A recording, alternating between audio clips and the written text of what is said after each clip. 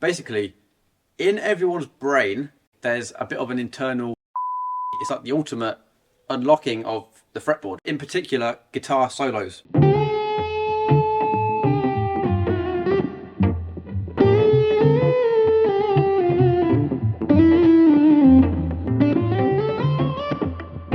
Hey guys, hope you're doing great.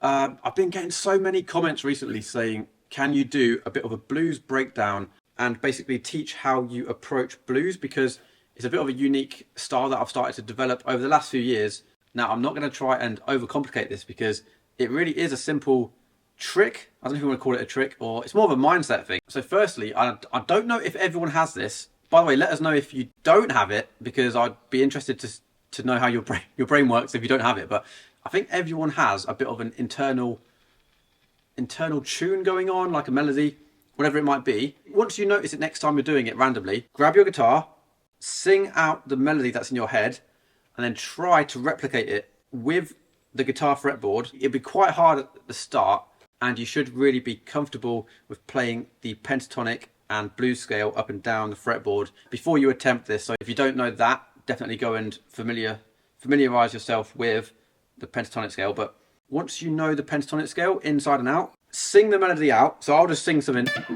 random. Take a shower. So that's just a random thing that came to my head a minute ago. So you sing it. Take a shower. Now, once you can start to sync your mind and your hands up, all of a sudden it becomes effortless. And that's how you really become in what they call like a flow state, where if you're, and this happens to me when I'm playing live quite a lot, I'm not thinking about, sequences and patterns, and I'm just in my head singing, but I'm able to suddenly then, transpose that through the guitar. Yeah. If you can't do that off the top of your head, just start by singing the pentatonic scale up and down. So yeah, you're just going to be singing it up and down.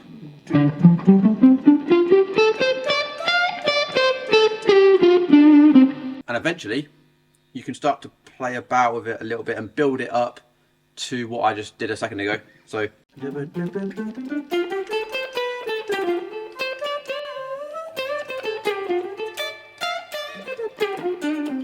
And it's not about pitching it right.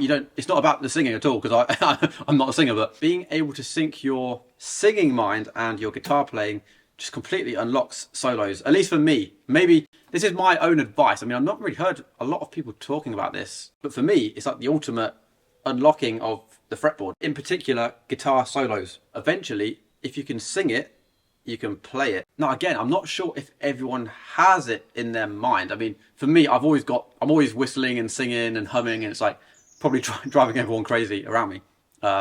If you don't have that, let me know. I mean, I think everyone does it. Even, for example, right now we've got the studio being built, and there's loads of builders here, and they're all just whistling all the time, and they're not musical people.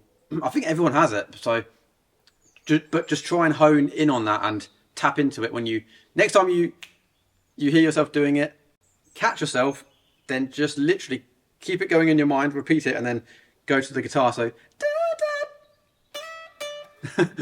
now, one amazing thing about this is when you can do a more advanced version of it, you don't even have to pay attention to the frets, because a bit like a slide guitar, vocals don't pay attention to the confines of frets. They're just sliding up and down. So if you can start to incorporate the singing that's coming out with bends and micro bends and stuff like that, you can become very expressive, a bit like Derek Trucks or Robert Randolph. Those guys don't really sound like guitar players because they sound like singers more so. Just playing the notes there would be, which sounds a bit cold and robotic, but so listen to the difference in this. That's just simply the notes, but if you try and replicate it. Right, so now I'm going to incorporate this into a little jam. I'm going to try and loop it with Logic, and yeah, just really play what's in my mind. By the way, of course, since we're talking about blues, it would be sacrilegious of me not to mention our BluesPrint pedal, which is how I'm getting the creamy and classic blues tone today. So if you're interested in the BluesPrint dual overdrive, check them out at pedalporn.com and help support our channel. So thank you so much for the support, and let us know what you think of this jam and the technique I've mentioned today in the comments. So we'll catch you in a bit, and cheers.